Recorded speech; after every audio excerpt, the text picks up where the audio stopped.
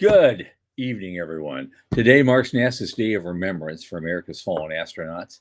Strato launch is closed on major funding round to grow their hypersonic flight services. NASA and DOE want a fission plant on the moon by 2030. JAXA taps iSpace for lunar debris mitigation study. You can never start too early these days. Also from Japan, a small business consortium is crowdfunding its lunar exploration robot. Rocket Lab had a setback with this neutron rocket. Interstellar raises major funding to expand its launch and satellite business. Haven 1, one of the first produced private space stations, is now actually undergoing assembly for launch. PJ Media asks what the SpaceX IPO will tell us about Mars. They have an interesting point of view. And of course, some questions from a bunch of analysts on that IPO itself. And all this, of course, with our guest, Sean Mahoney. From the news desk at the Center for Space Commerce and Finance, my name is Thomas Andrew Olson, and this is The Unknown Quantity.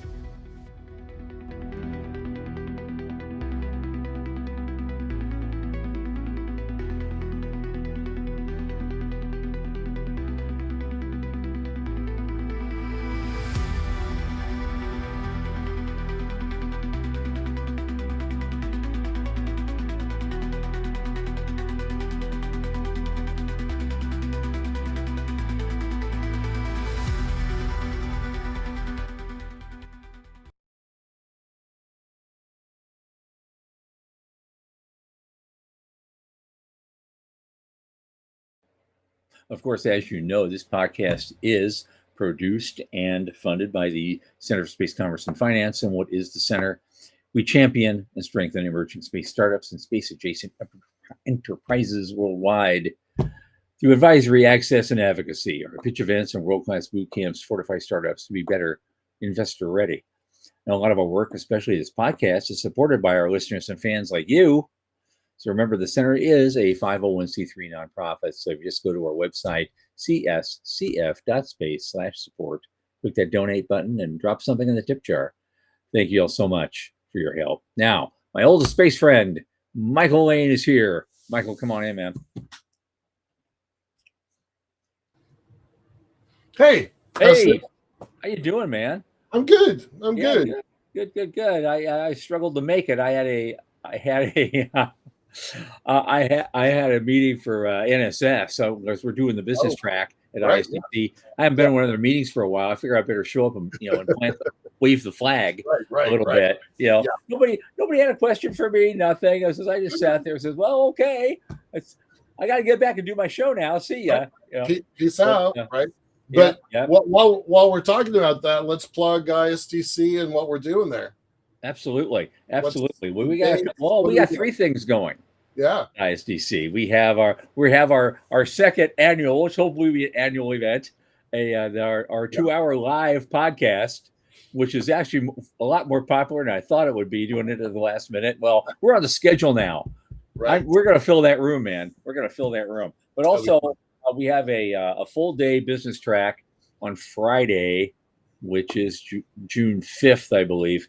And that runs from 10 a.m. through 6 p.m. And we're going to have a lot of great people, some of the usual suspects, some of the guys you like from the show, apparently, including our own Michael and Joe Luttrell, and who's going to be on next week. And a lot of other interesting folks, Kamisha Simmons, a lot of other people that have been doing some really great work. And it's going to be fun.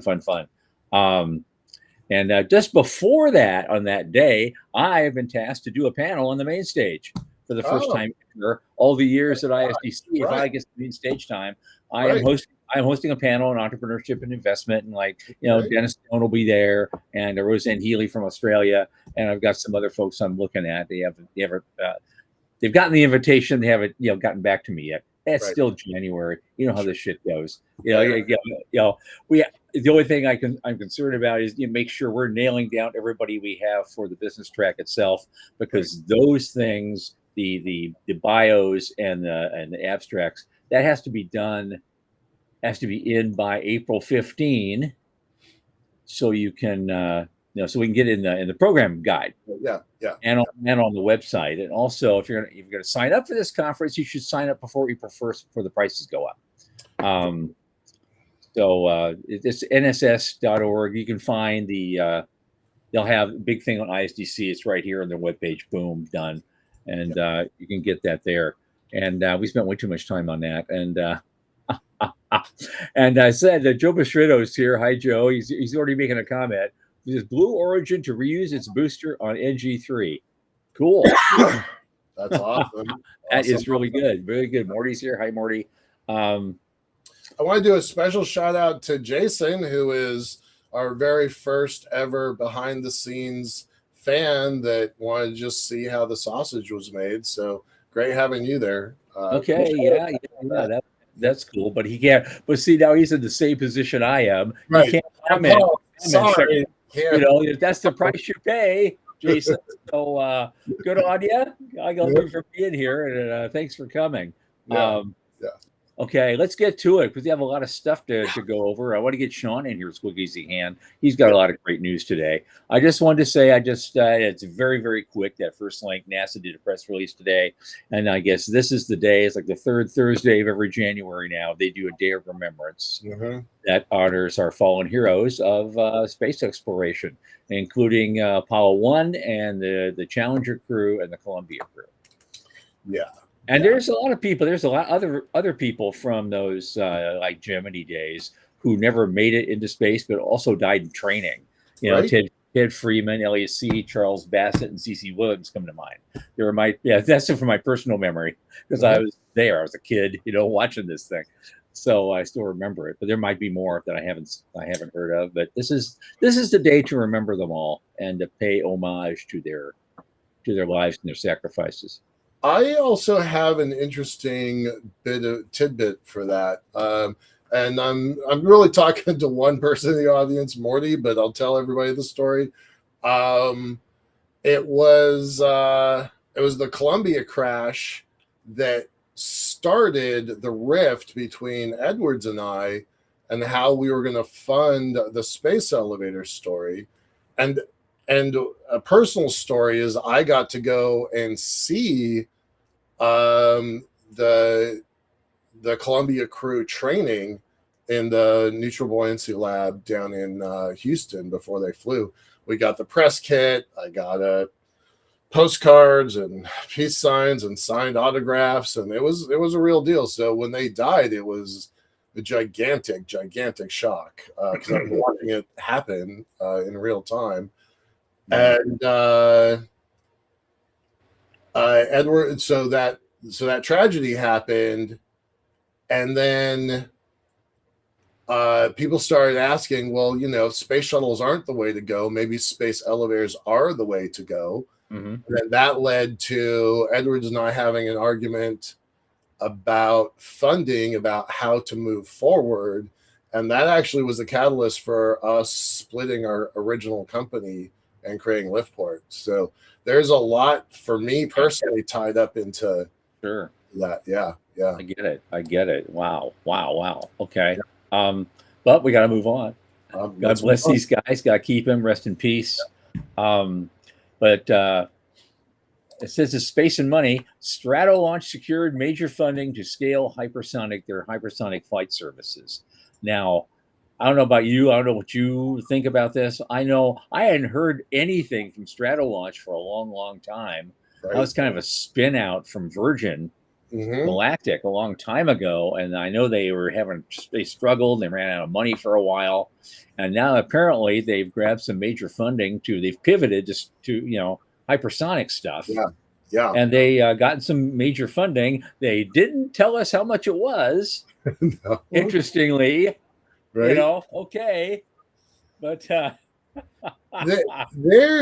an interesting, they're a zombie project, somewhat like my elevators, in that they were funded by Paul Allen. When Paul Allen died, they're a local Seattle company. When Paul Allen died, his sister wouldn't commit more money to his space projects.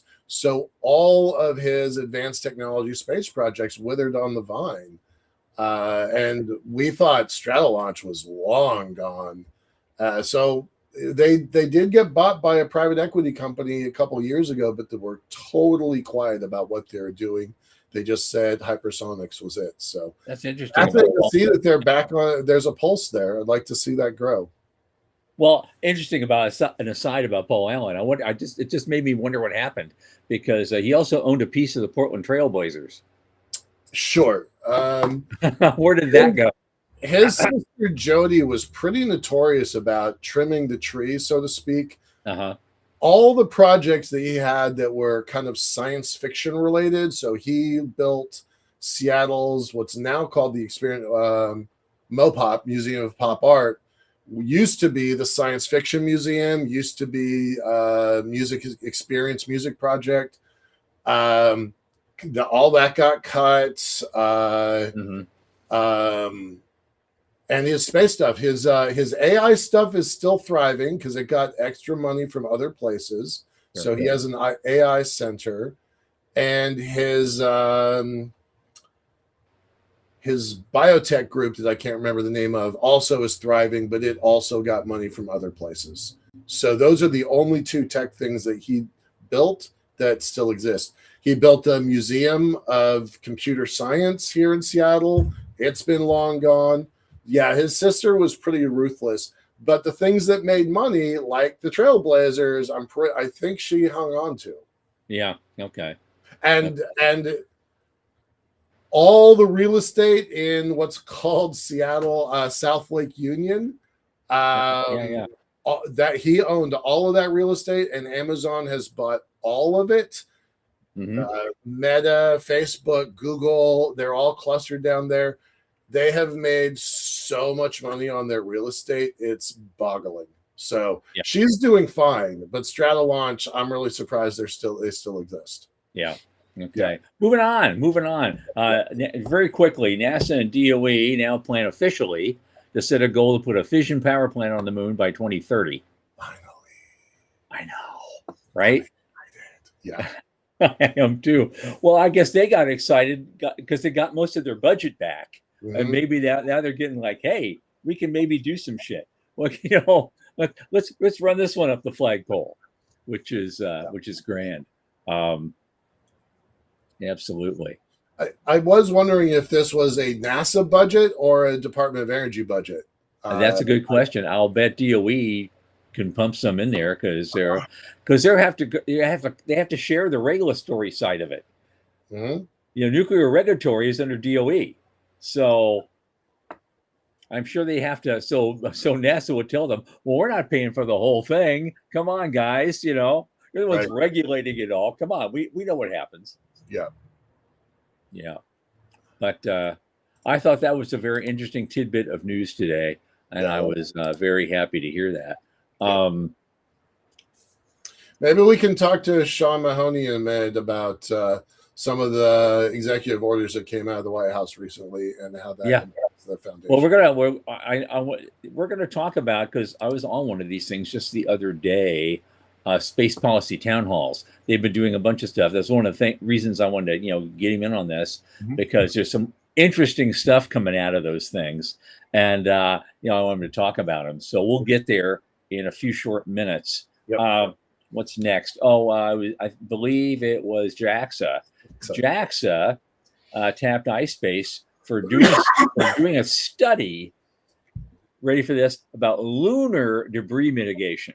Mm-hmm. Now, not that we don't have enough problems, on the Earth right now in orbit, but let's. I thought, well, you can't start too early on that stuff, can you? Lunar debris mitigation. So, okay, let's see what they can do. And another interesting bit of news out of Japan today.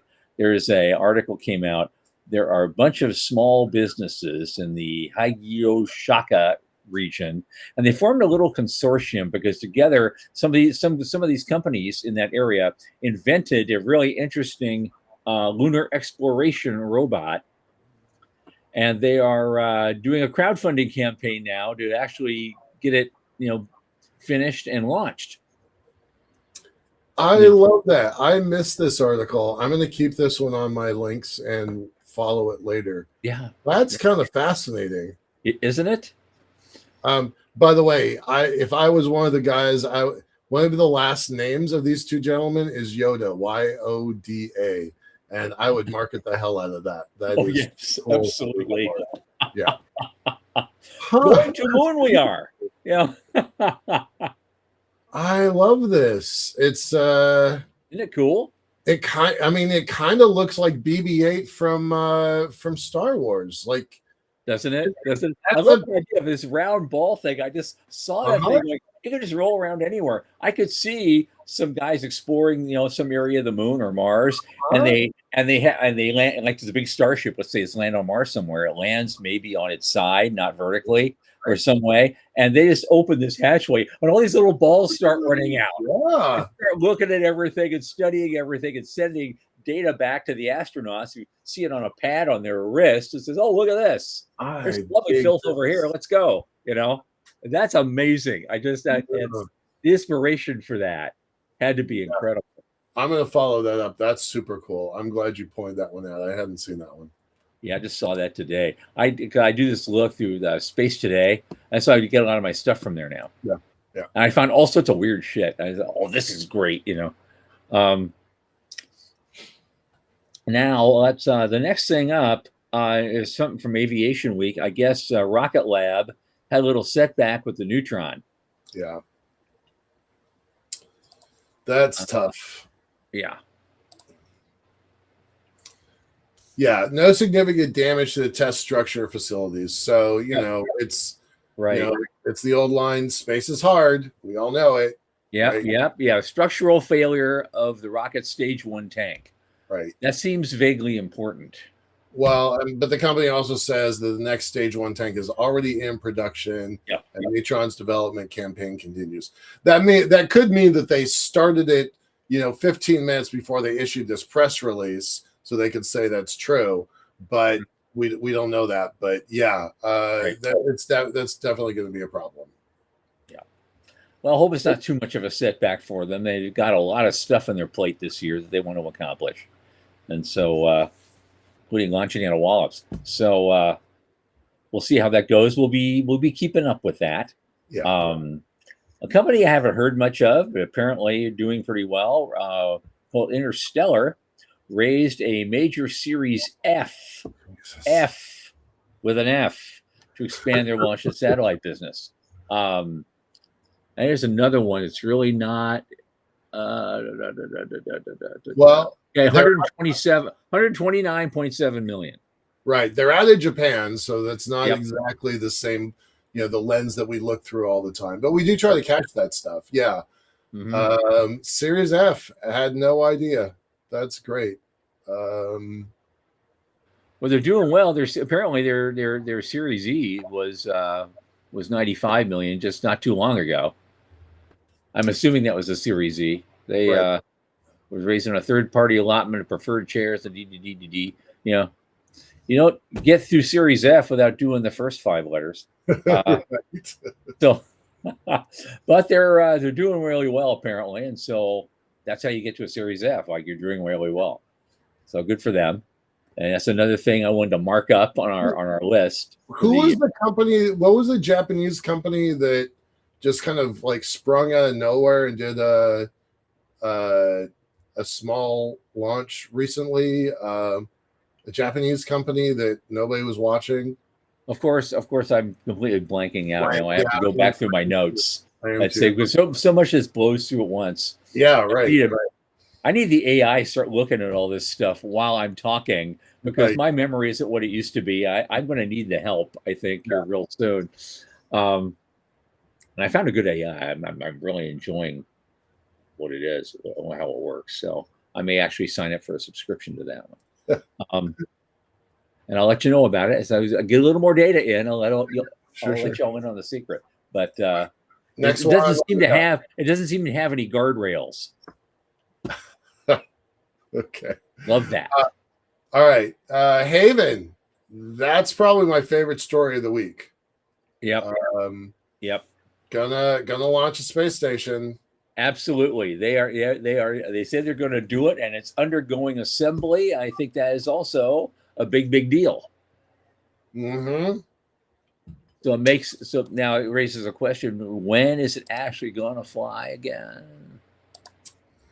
Mid 2026, mid this year. And how crazy would it be if these guys who came out of nowhere Uh-huh. beat Axiom, who had a nearly 6-year head start? Yeah. Yeah.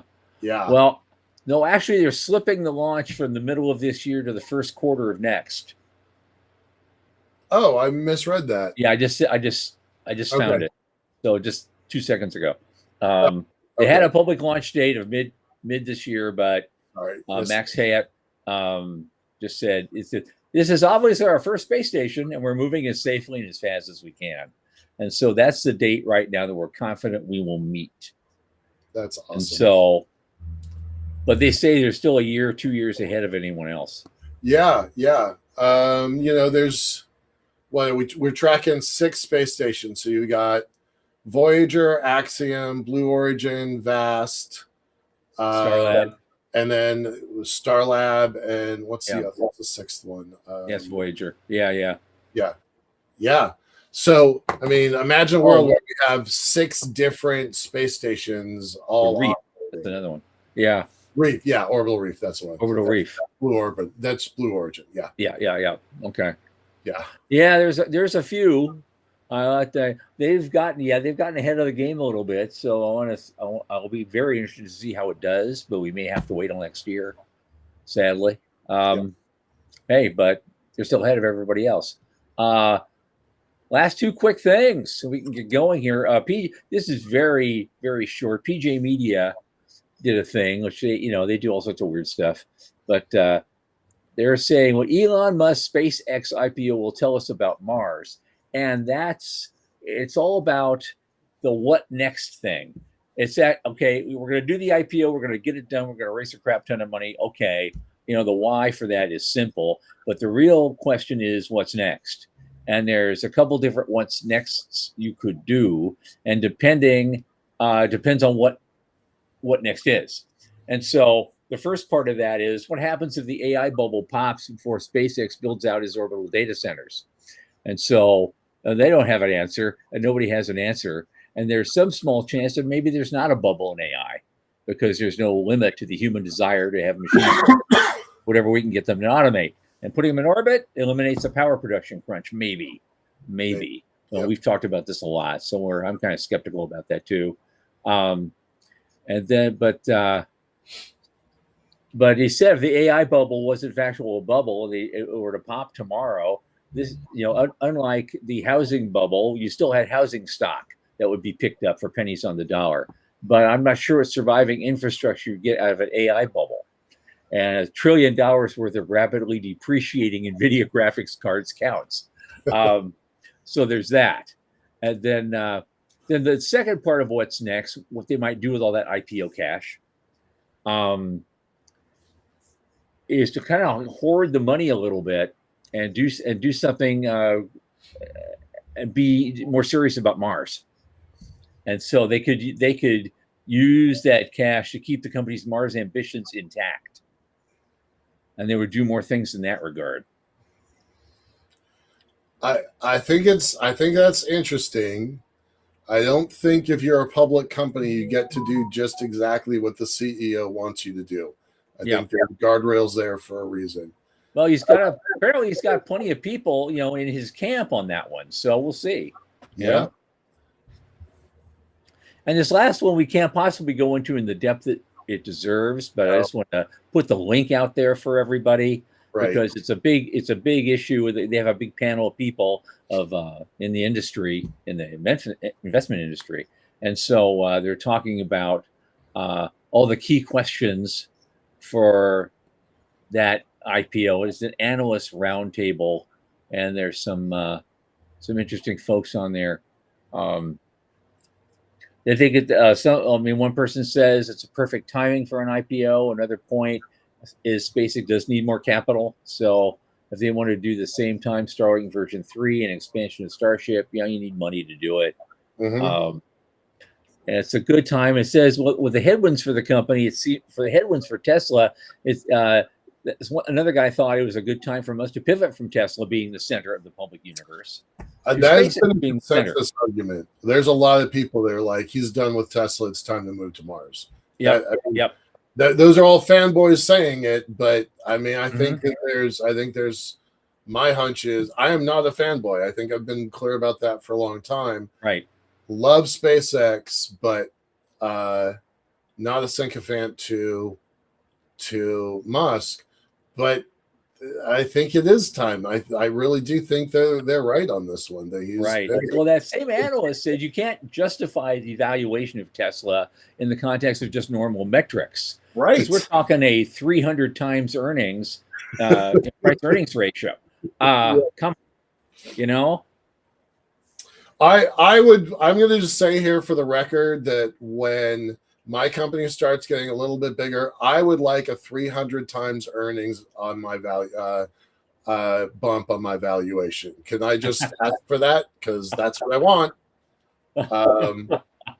Ask it is given. Right.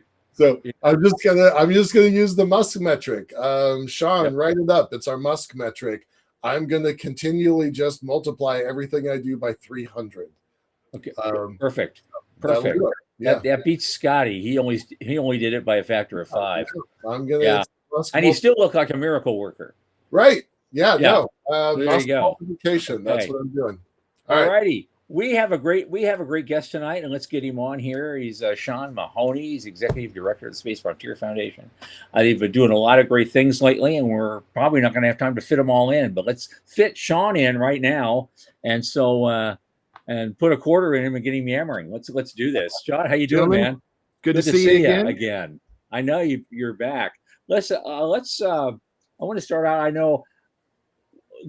I guess I know Michael likes to go with the origin story. Give me 60 seconds on an origin story. Sure. I'm going to tell you I went down to one of the shuttle launch early on. I was only like a few weeks into the industry, and I happened into a bar where a bunch of people were, and I was like, "Hey, I'm working for this startup company," and the guy kind of looked at me and just went, and turned and walked away, like blew me off, and I was like, "Ooh, this is a tough industry." And then I went to the New Space Conference and met people that were part of the Space Frontier Foundation. And that was a community that got it. They were, at the time, very focused on trying to help the entrepreneur and investment community. There wasn't anything in that space. And it was the home. It's where I found my home in this industry. So when asked to help out. Oh, well, I get it too, because I was part of the pledge class of 2003. All right. I've been an advocate for a while. And thank you for that. So yeah, that's my origin into the Space Frontier Foundation. And it is a place where it's not just people who are space enthusiasts, it's people who are in the machine, getting the stuff done, actually doing the work. And I understand it may not be for everybody, but if you are trying to work in this industry and you're finding it hard to figure out where all these things fit together and how to actually get stuff done, Space Frontier Foundation may be your home too. So let's see if our audience tonight gets it. Let's help them get it tonight. Because one of the first things I want to bring up is this thing about. I know you've been doing some. Oh God, where is it? The space policy town halls. Yeah, I actually got to attend my first one this last Sunday, and it was quite an interesting conversation. It was kind of driven by Jim Muncie a lot of the time, but he has a lot to say. And as part of the because. The foundation wasn't always, really hardcore in the policy stuff as an organization, except they had Jim and some people, and Aaron, and who's going to be in the show next week. And we're talking about. It seems like you're getting more and more involved at the policy end of things, actually trying to do something. Can you talk to us about what that's all about, and what are the new things coming out? You can give us a heads up on. Yeah, well, thanks for joining. If you're wondering, if your viewers are wondering, hey, I didn't hear about that, it was a limited invitation, so get on our mailing list and we'll get you invitations for the next one of those. The idea for those town halls, and it was, Jim was like, hey, we're doing a bunch of cool stuff in here, but we need ways to make sure that we're bringing in other people into the conversation. So we did it kind of as a prototype. Let's figure out what sort of interest do people really care about the sausage making? And the answer seems to be yes. And so we want to make sure that there is some way for people to figure out what goes on behind the scenes, because policy and politics drives a tremendous amount of this industry. And if you've come out of school with an aerospace engineering degree, you probably don't have aerospace history, and you sure don't have aerospace politics. And so this is a way for us to try and reach out and make sure we're sharing some of what's going on behind the scenes. And as much as I love our space press, they can't cover things at the real depth. So yeah, Jim's one of the experts, Aaron's another. And so the policy team has been working and expanding what we've been doing, trying to make sure that we are a credible, neutral source when folks in DC are getting stories from companies, not only big aerospace, but also, startups, and we can answer some questions and be a source. We're going to be a big proponent of space utilization for the benefit of all mankind, but we're not going to just be pushing a particular company or just pushing a particular, I'm not going to say, we're not going to go lobby for elevators. We're not going to go lobby for small launch, but we can go up and be a credible source to folks that are trying to figure out what policies should be put into place. So that's kind of what the policy team has been doing. We've got the annual March Storm that we do with the NSS and Alliance for Space Development. And I came to my attention, I had posted something, a year and a half ago, basically saying we need the same rigor that our engineering minds put to design of spacecraft. We need to put that same rigor into our policy and politics. Mm-hmm. It is not just something that is like, we'll just go ask someone for money. Like you wouldn't want someone to design your spacecraft by just going, here's what I want, right? You want to actually design the thing. That you have to actually design and be intentional about your lobbying, about your advocacy for policy, and we're doing that. Okay, so when you're doing that, it's like I've always known this for years. That's I ever met Jim Muncie. This kind of thing is like watching sausage being made. And so, what do you guys do then to try to translate that into plain English for people, who maybe don't have that mindset and want to know something? I think the very first step of that translation is listening and is understanding what is it that the other person cares about and how do you connect to that. Yeah. Right? If we're talking about, like, especially anyone on the Hill, like anyone who's ever visited the staff of, their representative or whatever, they have 1 billion people that all think the thing they're doing is most important. And just coming in and saying this is the most important thing you can do isn't going to stand out. Instead, say, what are you trying to do and how does that align with what we're trying to do? And that, and sometimes it does require simplifying.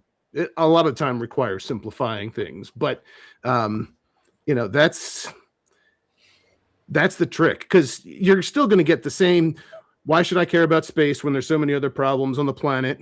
You're going to get all of the things about, didn't we do this before? Like, you get a lot of the same sort of hesitancy to embrace space. And what the foundation has been trying to do is figure out what it is people care about and help work on those things. So if you care about energy prices, using that as a right. foundation is doing some work to take the benefits of space into the energy industry. You care about communication and making sure that you've got the ability to get emergency services throughout your community. Turns out space is a great way to get communication and connectivity. So it's not just hey, space is the thing that is the great answer for everyone. So yep. Okay. I know Michael's itching to get in here. I've been kind of Yeah. dominating the conversation. No, it's good. Come on in, man. It's good. You do talk about energy. I do want to talk about energy. It's been a pet peeve of mine for the foundation for a while about canceling our beloved conference. So what are you doing for energy that gets me my conference back? Well, funny you should ask. It wasn't an accident. The foundation several years ago, we had been doing some policy work. So the topic of where is space-based solar power from a policy standpoint, and so it was being tracked there. And then as we started to do a little bit more analysis, we looked at it and said, this is more than just a one of the things on the policy list, and turned it into a standing, ongoing project to promote space-based solar power, not to promote a particular company, not even to sell people on it's got to happen, but to make sure that we are communicating the potential value to proper audiences and making sure that their input is coming back in to any of the companies that are interested in. So we there was an international energy from space conference we've participated in. We helped at the organization of this year's, and at the end of that conference, the organizer, who had done a phenomenal job, announced that he was actually joining a new startup in the area, and the foundation was handed the baton now to take the Energy from Space conference and that mission and carry it forward. So we're kind of operating as a prototype of what might be the future industry association, but we're kind of the advocate now. And so we are right now in the planning stages of a Energy from Space conference, trying to figure out where that next convening of people that are interested in this, and also taking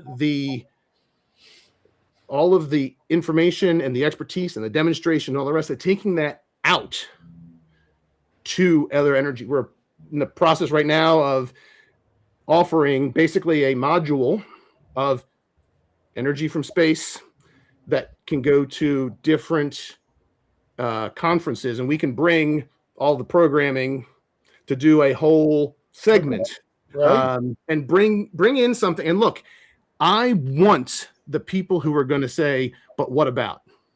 Right. Yep. Sometimes we don't want, we need to just be able to go and be amongst the other believers.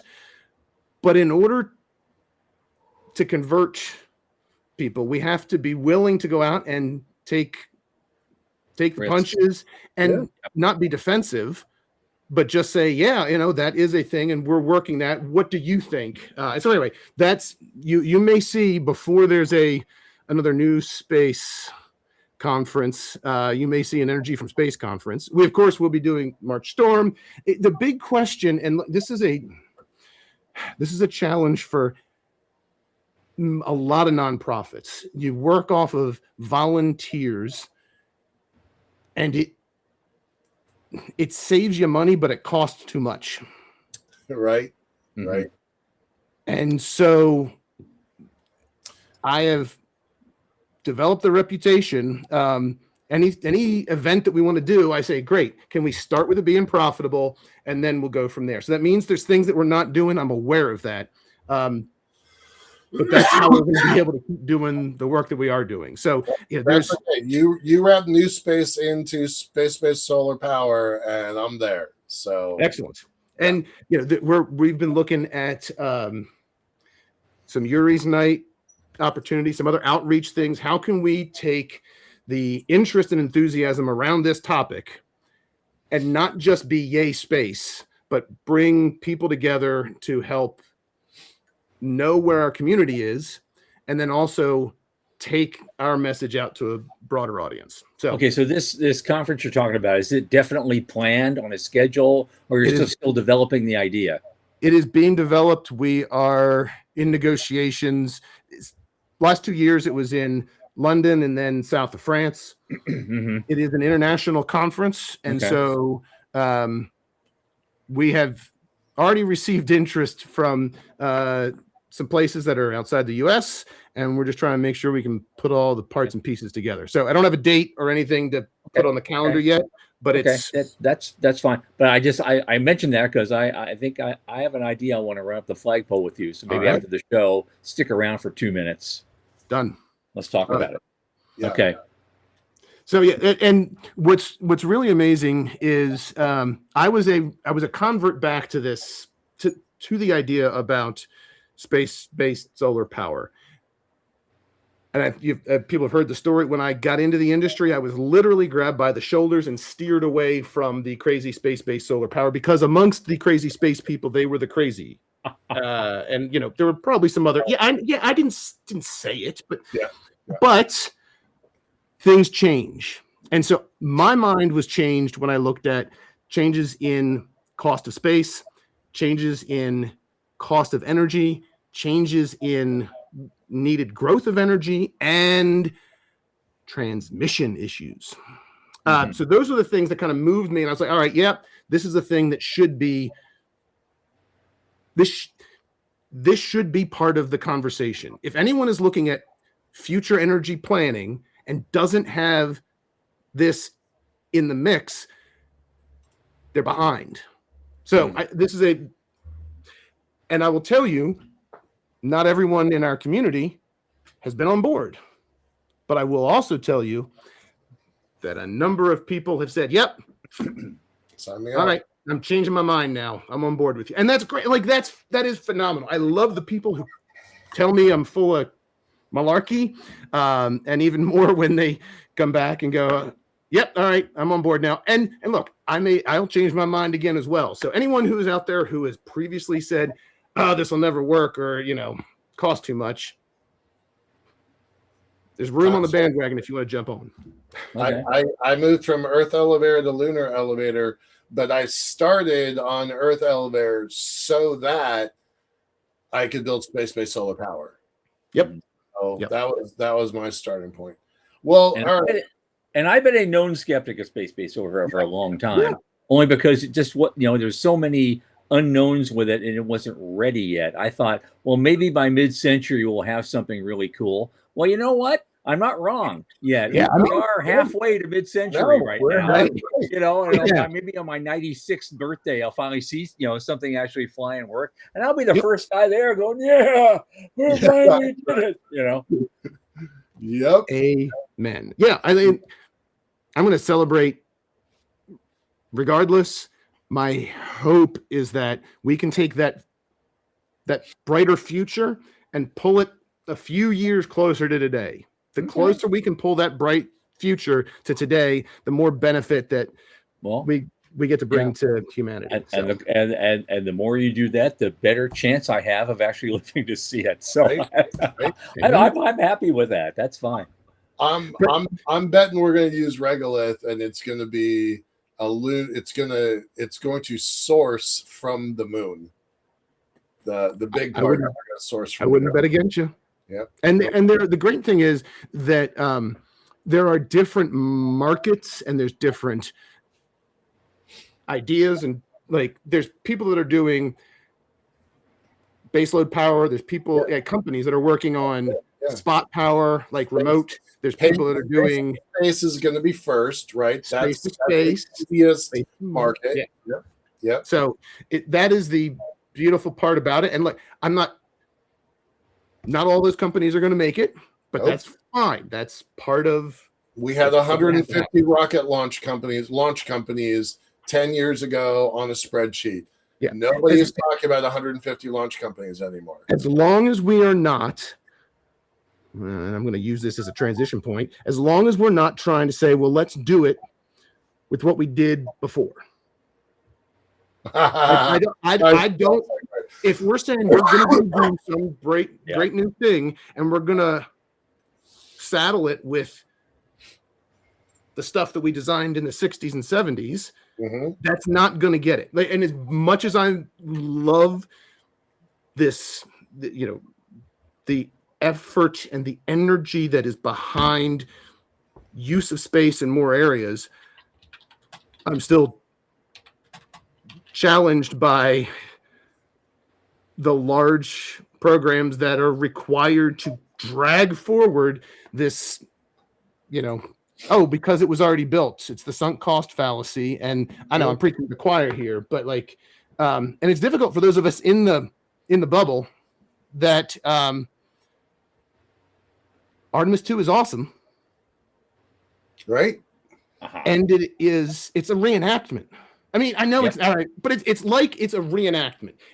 And look, I can learn a lot. It's cool to see, Revolutionary War reenactment. Right.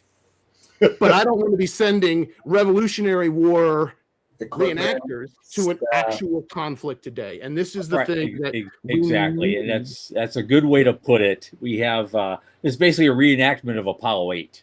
Yeah, which is great. Which is what it is. Yeah, which is great. We need it. It's a useful tool. It's a useful demonstrator. It's still Apollo on Viagra, though. I mean, maybe it's not even. I don't even think it's very much close to Viagra. It's pretty much what we did. We didn't add that much to it. Yeah. For many years, I didn't say anything about it because, frankly, it was taxed. It was an overhead. It was Casey Dreyer at Planetary Society, phenomenal. He said, there's a lot of people that don't like it, but this is the cost of doing business. Right. And then we actually had a president said, hey, not let's cancel it today, not let's doge NASA or anything, said let's do the 2 missions and get off of this. And that's the right direction. The antibodies are still fighting it.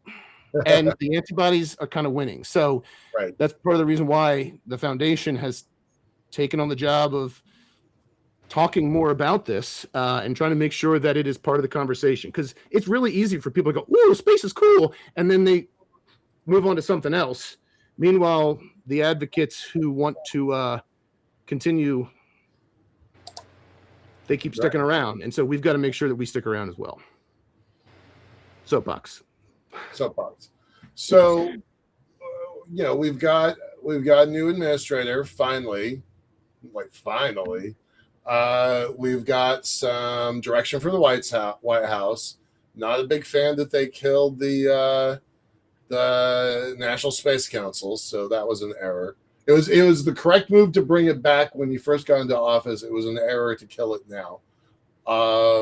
But this is where we are. We're going to put nukes on the moon in 4 years. So that's cool. There's plenty of other stuff in that executive order and in the other documents that are coming out. Where do y'all stand on this? On which one? The nukes on the moon? Pick something with, we're not a political show. We're not that. Yeah. And to be clear, the foundation we have people within the community that are politically connected to both and other parties as well. Right. But we're nonpartisan, bipartisan, et cetera, et cetera. I think that having so far, the administrator has done a strong job of getting in and moving things. I'm really intrigued by the narrative arc here over the last several years when Jim Bridenstine, Congressman Bridenstine, was nominated. Yeah, that was, oh my God, you can't have a politician. Right, we lost our own minds. Yep, and he was phenomenal. He was great. Yeah, he converted me. I was 100% against, and before he left, long before he left, 100% converted me. Yeah. Yeah, and so there's, now there's some people say, oh, well. Nelson, not so much as the senator that kept SLS alive. But the narrative of, well, you can't do it unless you've done it that's not a valid logical argument. That might be a nice thing to just say, but it's not true. And so Administrator Isaacman has shown that he can do some phenomenal things. Let's take that skill set and fold that in, and he'll make his imprint on. And then, I think this is excellent, and I think it's needed. And I feel so bad for folks at NASA that are feeling they're beat up on a regular basis. And then the whole idea of needing to protect NASA employees, we need to protect these space jobs and these big companies. And that's the narrative. Yeah, but these people don't want to be protected. They want to do great work. They want to be unleashed. They don't want to be protected. And so I'm trying to help erode some of that narrative of, well, we've got to do these big programs because we've got to protect these jobs. That's BS. These big programs don't. I understand the politics, and that's the way of it. Right. But let's not pretend that we're doing it because these people are infants in need. Don't treat them that way. So that's another one of the things that really gets me fired up. So I am hopeful, and I am emboldened by hearing from the administrator kind of breathing some of that that energy and life into the people, talking about his priorities. He's talked about to the workforce about making sure they're getting out and they're getting out into the community, and I don't know. I'm excited. So I think they put the wrong moat up, right? They went out and they spent a lot of money to protect the one thing that was expendable, which is SLS and Gateway and that whole rigmarole. But they didn't put a moat around the one thing that only NASA can do, which is exploration science with the big budgets and the big, whether it's telescopes or Mars or going to another planet. Those are not commercially viable systems. Right. But SLS, you could have sacrificed that one, moved that money, protect. I would protect, in the words that you just used, I would have protected the science community at NASA, but I would have jettisoned the commercial the folks that could be replaced by the commercial sector. And if you've got NASA cred behind your name, if you got NASA on your resume, you're going to get rehired by the commercial sector somewhere, right? So I think that's a safe bet. So I'm not right. Yeah, I mean, thank God, Planetary Society led a huge coalition and was able to push back. Yeah. And the cuts to space, again, that's a. But the damage was done before they reached the finish line. Yes. Right. Let's not overshadow that. Right. Nope. Thousands and thousands of super smart, credentialed, experienced people, and seriously, God knows how much money and equipment was sacrificed before. I'm glad that the Planetary Society did what they did, but they didn't come to the rescue fast enough. And not throwing shade at them, but that rescue mission didn't quite succeed the way we wanted it to. I'd say they did everything and more. Everything that could be done. That could be done, they did. They did. No question, not questioning that.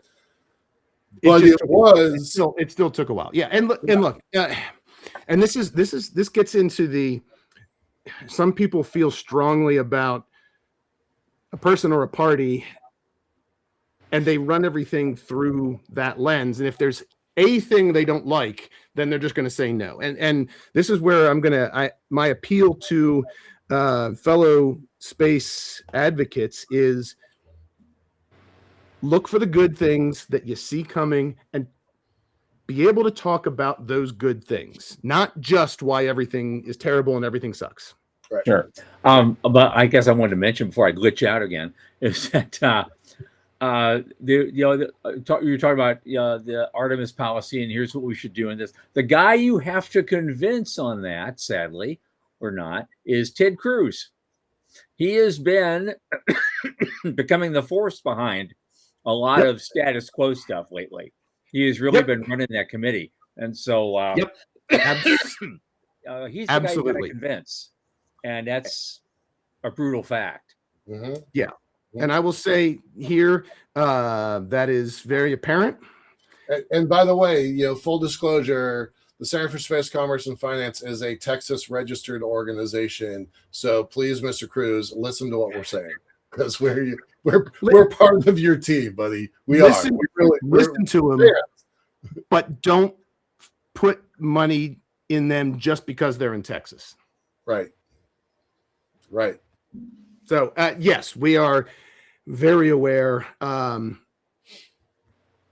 that's why we're doing some of the work that we're doing to try and make sure we're doing outreach to other audiences. And some people have poked at us recently. Yeah, we are actively seeking other audiences outside of space that share some core piece. And there's an awful lot of people in the conservative world that are not a big fan of the sort of protectionist big government sort of things. And so it's been great. We've actually found people are excited about that and have come into the foundation because of that message, and because it resonates with the thing they care about. Right. I told one of our regular audience members, Morty, to push the environmental argument, because if we can get access to environmental dollars, there's no project in space that can't get funded. So push that argument. Absolutely. Right? Absolutely. Yeah. Look, we've got about 3 minutes to go, and we're usually that time of the evening. We want to get out your crystal ball and tell us what you think our world looks like in 5 years, and what does it look like in 25 years from your perspective? 5 years. I will say, I don't believe it's deterministic, but what's a good possibility? I am going to say that in 5 years, we will have at least 2, if not 3 other direct economic benefits that space is providing to the Earth. And so right now we've got communication and observation, right? So Starlink is an extension of that communication.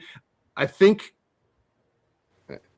within 5 years, there will at least be 2 other major sectors of the economy that are going to be tapping into space beyond just the observation and communication. That, if I had to guess, and I'm going to put, power. And I do think in-space manufacturing has the potential to have a moment. I'm hopeful. I'm going to say that could happen in as soon as 5 years. Awesome. Because it's a thing in power. The difficulty we've had is that space doesn't operate at the time scales of other industries, or it hasn't until now.